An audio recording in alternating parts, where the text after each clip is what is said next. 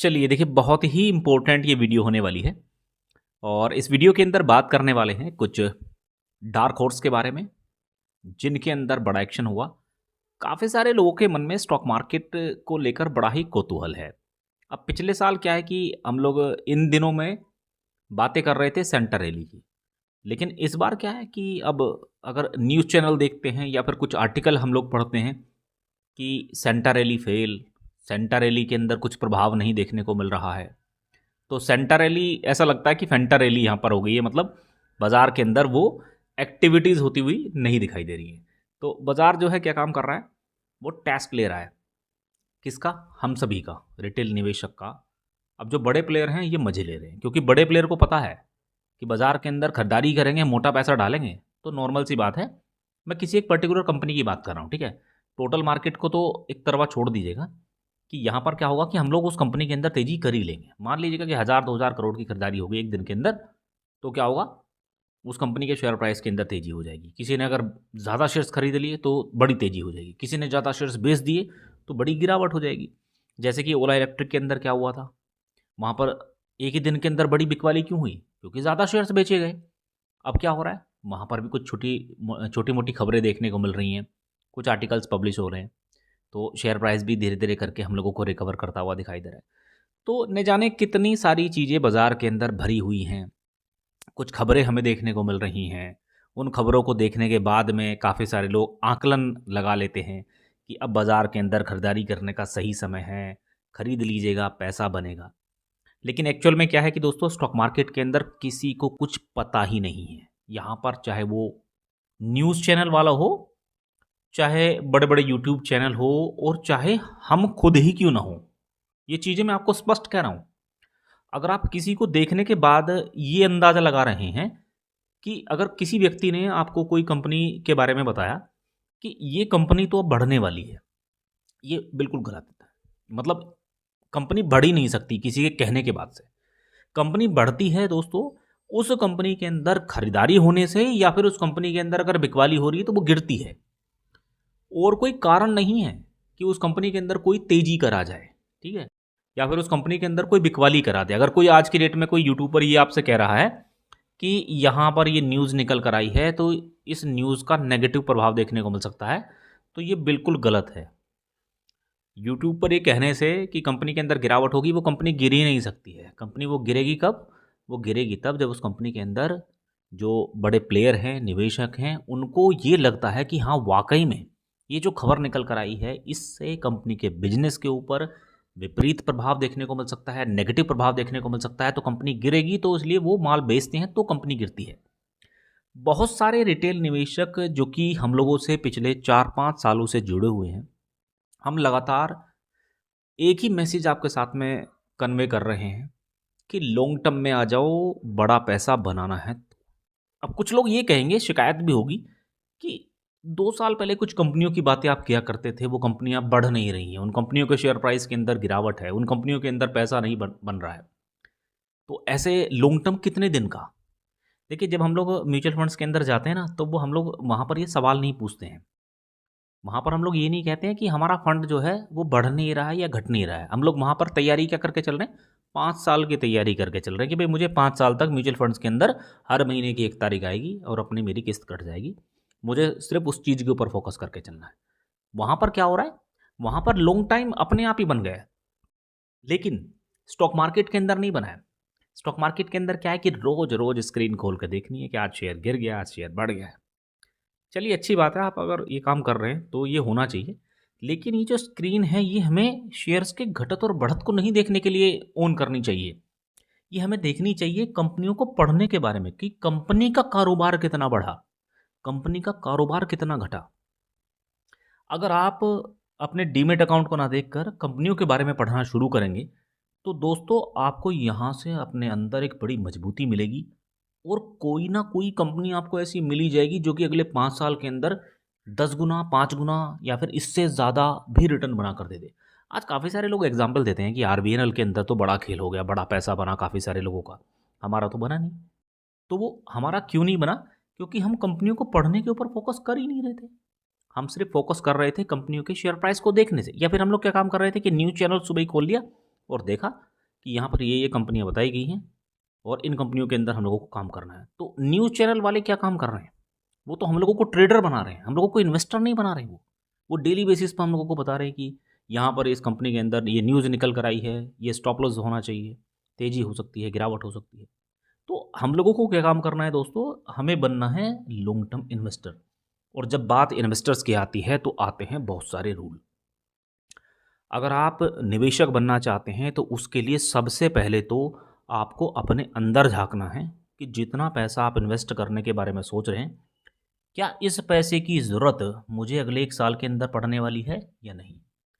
क्या इस पैसे की ज़रूरत मुझे 2 साल के अंदर पड़ने वाली है या नहीं? यानी कि अगर मान लीजिएगा कि आपने वो पैसा लगा दिया और आपको पैसे की ज़रूरत पड़ गई अगले 6 महीने के अंदर, तो फिर आपको बाज़ार के अंदर आने की आवश्यकता नहीं है। क्यों? ऐसे में क्या होगा, अगर वो कंपनी नहीं बढ़ी तब तक, तो फिर आप उस कंपनी को लॉस से बेचोगे।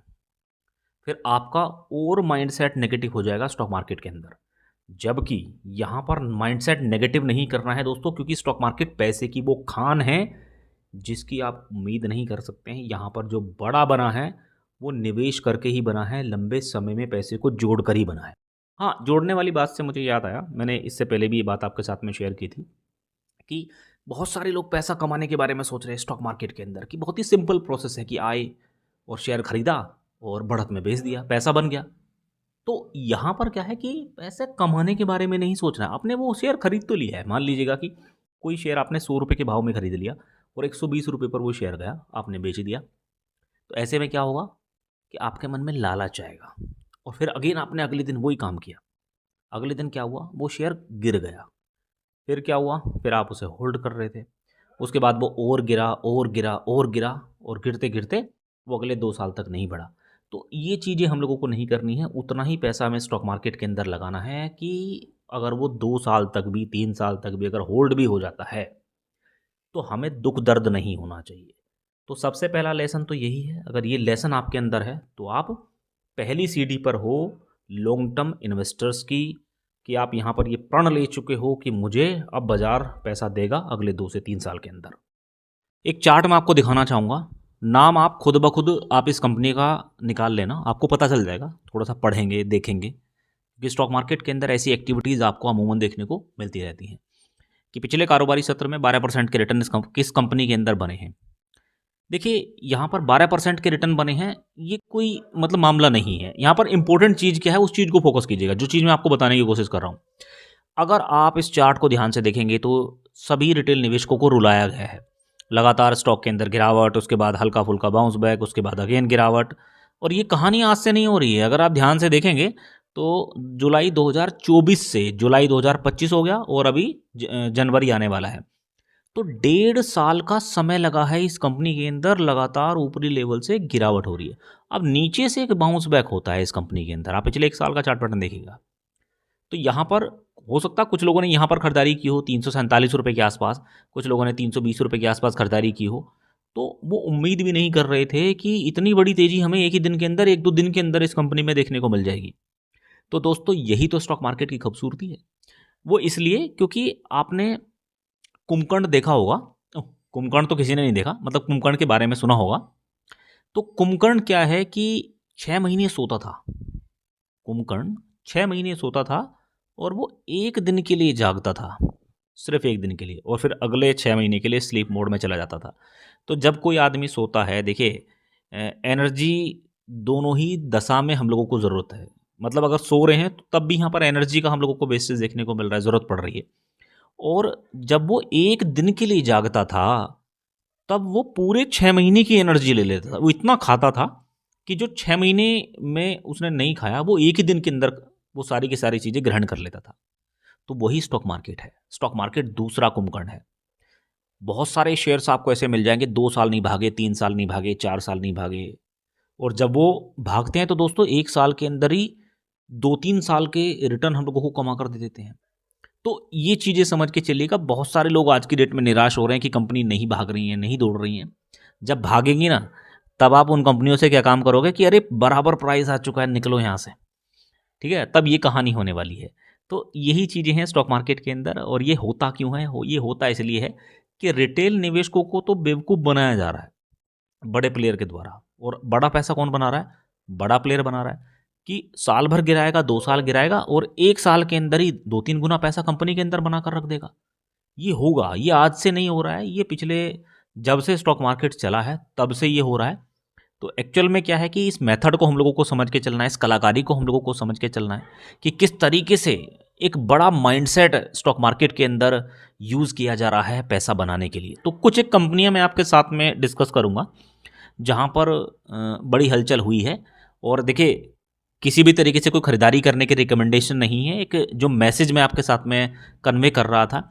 उम्मीद करूंगा कि ये चीज़ें आपको अच्छी लगें और अगर कोई किसी चीज़ से आपको बेनिफिट हो रहा है तो दोस्तों आपको क्या काम करना है, उस बेनिफिट को दूसरे लोगों तक भी शेयर करना है। क्यों भाई, देख मेरा तो भला हो गया है, अब मुझे जो मेरे साथ वाले हैं उनका भी भला करना है।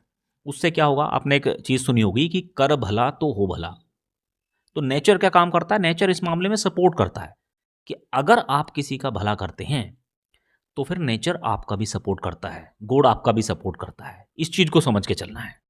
तो कुछ कंपनियां मैं इस समय आपके सामने रख रहा हूँ, किसी भी तरीके से कोई खरीदारी करने का रिकमेंडेशन नहीं है। खासकर कि यहाँ पर वो कंपनियां होने वाली हैं जिन कंपनियों के अंदर लाखों लोग फंसे हुए हैं। तो पहली कंपनी है एक्शन कंस्ट्रक्शन इक्विपमेंट लिमिटेड। हमें यहाँ पर सबसे पहले नंबर पे क्या चीज़ देखनी है, प्राइस तो हम लोगों को इग्नोर करना है क्योंकि प्राइस क्या है, एक छलावा है। प्राइस तो ऊपर नीचे होता रहेगा। यहाँ पर अगर हम लोग ईयरली बेसिस का डेटा इस कंपनी के अंदर देखेंगे तो हमें क्या क्या चीज़ें यहाँ पर देखने को मिल रही हैं कि मार्च 2025 तक 3,327 करोड़ की सेल्स ये कंपनी रिपोर्ट करती है। उससे पहले 2,914 करोड़, 2,160 करोड़, 1,600, 1,200, 1,100, यानी कि ईयरली बेसिस पर लगातार ग्रोथ ही कंपनी दिखा रही है। ईयरली बेसिस पर अगर आप कंपनी के मार्जिन देखेंगे तो वो भी हम लोगों को बढ़ते हुए क्रम में देखने को मिल रहे हैं। ईयरली बेसिस पर अगर हम लोग कंपनी का मुनाफा देखें तो वो भी इंक्रीजिंग मोड में है, बढ़त यहाँ पर देखने को मिल रही है। अगर आप कंपनी का अर्निंग पर शेयर देखें तो वो भी आपको बढ़ते हुए क्रम में देखने को मिलेगा। और साथ ही में अगर आप कंपनी की बैलेंस शीट को देखेंगे तो कंपनी के पास में जो रिजर्व्स है वो भी लगातार इंक्रीज़ हो रहा है।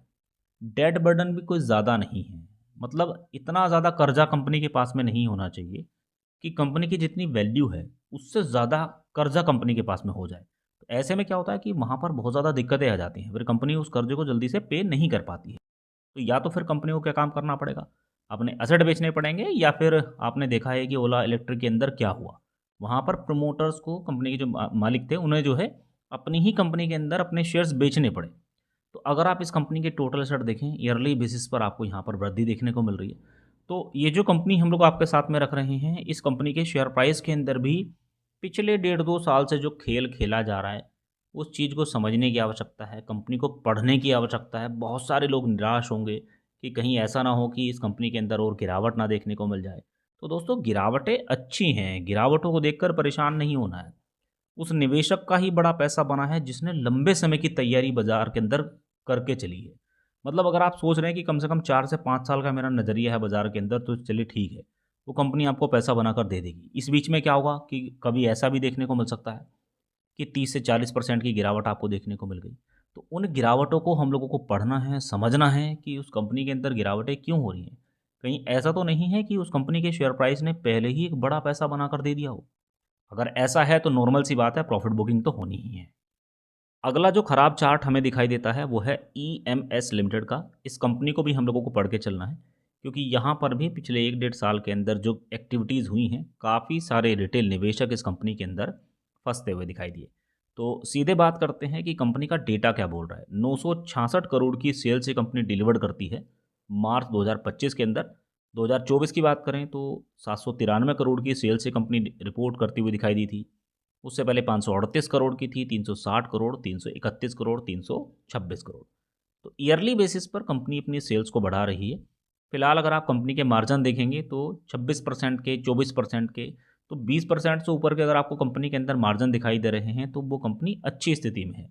इसके अलावा अगर आप कंपनी का मुनाफा देखें तो ईयरली बेसिस पर कंपनी का जो मुनाफा है वो लगातार बढ़त के साथ में ही दिखाई देगा। 184 करोड़ का, 153 करोड़ का, 109 करोड़ का, 79 करोड़ का, 72 करोड़ का। तो देखिए, इक्का दुक्का साल में अगर आपको डिप देखने को मिलती है तो इसका मतलब ये नहीं कि कंपनी खराब हो गई है।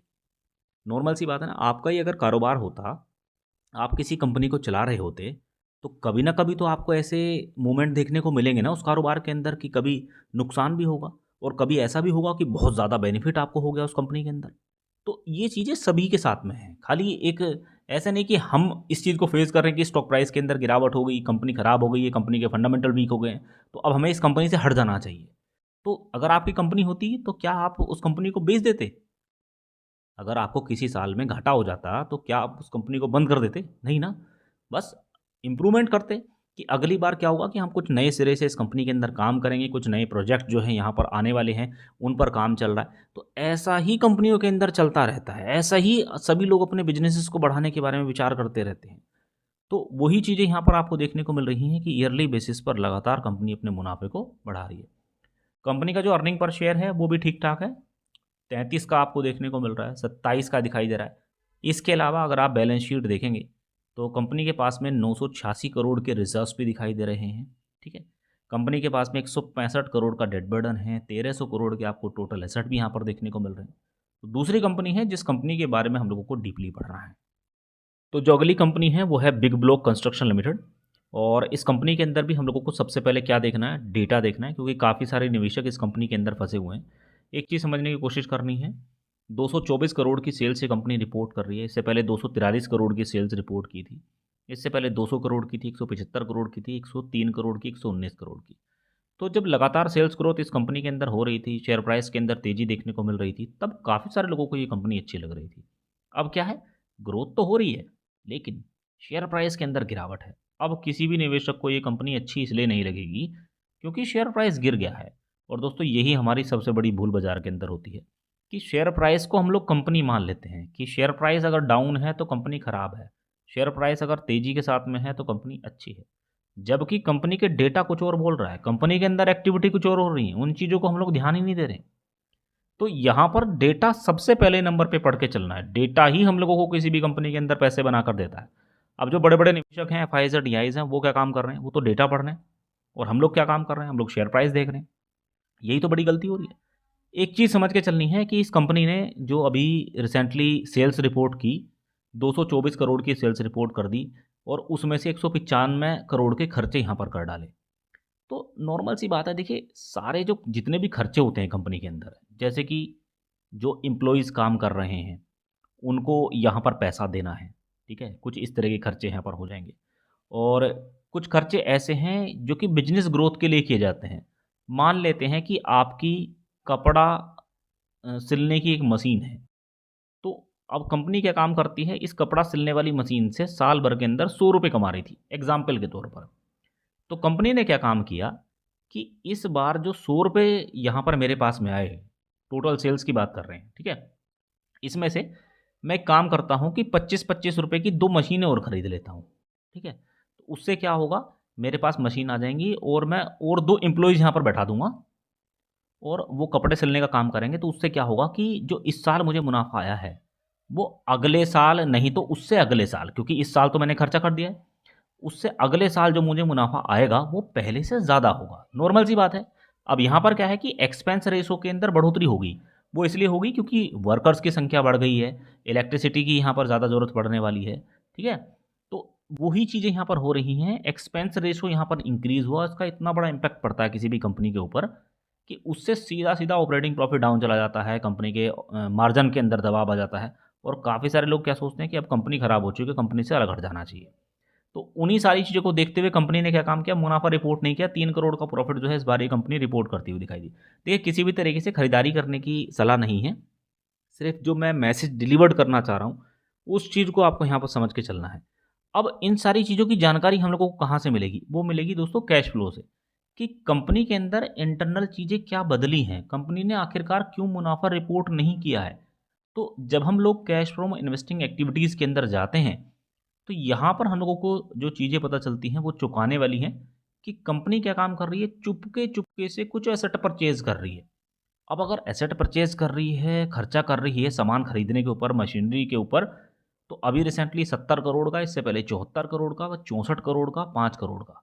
तो भले ही मुनाफा रिपोर्ट नहीं कर रही है, लेकिन ये जो एसेट है कंपनी के पास में, जो मशीनरी हैं, ये आगे आने वाले समय के अंदर मुनाफा जरूर रिपोर्ट करेंगे। वही चीज़ें मैंने आपको यहाँ पर शेयर की हैं कि कंपनी के अंदर इंटरनल चीज़ों को सबसे पहले नंबर पे समझ के चलना है। इसके बाद में जो अगली कंपनी है वो है विडोल कॉरपोरेशंस लिमिटेड। इस कंपनी के अंदर भी यही हाल देखने को मिल रहा है। काफ़ी सारे लोग पिछले 1 साल से इस कंपनी के अंदर ट्रैप है। अगर आप इस कंपनी का भी डेटा उठाकर देखें तो 2025 के अंदर 1970 करोड़ की सेल्स ये कंपनी रिपोर्ट करती हुई दिखाई दी थी। इससे पहले 1933 करोड़ की सेल्स यहाँ पर देखने को मिली, 1854 करोड़ की सेल्स थी, 1536, 1258, 1317, 1377। ईयरली बेसिस पर इक्का दुक्का साल को अगर छोड़ दिया जाए तो लगातार सेल्स के अंदर तेज़ी देखने को मिल रही है। कंपनी के मार्जिन भी हम लोगों को लगातार इम्प्रूव होते हुए दिखाई दे रहे हैं। इसके अलावा कंपनी का मुनाफा भी ईयरली बेसिस पर बढ़ रहा है। 169 करोड़ का 143, 115, 123, 141 भी था। तो ईयरली बेसिस पर क्या है कि कंपनी के अंदर ग्रोथ आपको देखने को मिल रही है। तो यहाँ पर क्या हो रहा है कि शेयर प्राइस के अंदर भले ही तेज़ी नहीं देखने को मिल रही है, लेकिन इंटरनली चीज़ें बदल रही हैं। जैसे कि कंपनी ने क्या काम किया कि 42 करोड़ के एसेट यहाँ पर परचेज़ किए। इससे पहले 47 करोड़ के एसेट कंपनी यहाँ पर परचेज़ करती हुई दिखाई दे रही है। 15 करोड़ के एसेट पहले कंपनी ने परचेज़ किए। ये जो माइनस में आपको अमाउंट दिखाई दे रहा है, इसका मतलब क्या है कि ये पैसा गया है। कहाँ पर गया है? एसेट जो है कंपनी ने यहाँ पर परचेज़ किए हैं, यानी कि एसेट खरीदे हैं। इसी तरीके से कंपनी यहाँ पर एक और चीज़ कर रही है, वो क्या है कि कंपनी अपना जो लोन है उसे भी पे कर रही है। तो 12 करोड़ का अभी किया, 10 करोड़ का इससे पहले किया। तो देखिए ये चीज़ें आपको अमूमन कंपनियों के अंदर देखने को मिलती रहेंगी कि कंपनी अपने पैसे का यूज़, जो नेट प्रॉफिट कंपनी के पास में आ रहा है या फिर टोटल प्रॉफिट की बात करते हैं, उसमें से क्या क्या खर्चे कंपनी ने किए, तो वो कहाँ खर्च कर रही है ये जानना हम लोगों के लिए सबसे ज़्यादा ज़रूरी है। बहुत सारे लोग सिर्फ शेयर प्राइस को देख रहे हैं और वो अपनी एसआईपी के ऊपर फोकस नहीं कर रहे हैं। दूसरी चीज़ ये है कि दोस्तों देखिए, पैसा जो बन रहा है असली वो लॉन्ग टर्म में बन रहा है। सिर्फ हमें अपनी एसआईपी के ऊपर फोकस करके चलना है और एक समय देना है। उम्मीद करेंगे कि ये पूरी जानकारी आपको अच्छी लगी होगी। चैनल पर पहली बार आए हैं तो सब्सक्राइब करके रख सकते हैं, साथ में बेल आइकन जरूर हिट कर लीजिएगा। Thank you so much for watching.